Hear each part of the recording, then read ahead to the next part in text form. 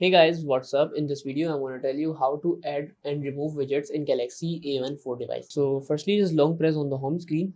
Now we have an option of wallpaper style, themes and widgets. So just tap here, tap on the widget option, and here we have a lot of widgets. So I want to use the battery widget. Just select this widget, click to add.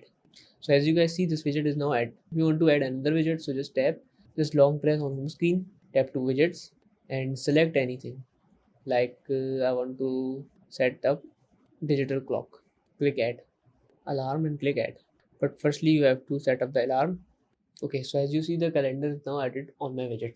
So this is how we can add the widget. But if you want to remove it, so simply if you want to remove the widgets, simply just press on the widget and tap to remove. Press on the widget and tap to remove. So this is how guys we can add or remove widget in Galaxy A14. So that is it guys about the video. If this video helped you, kindly like the video and follow us for more tips and tricks. See you guys in next video. Take care.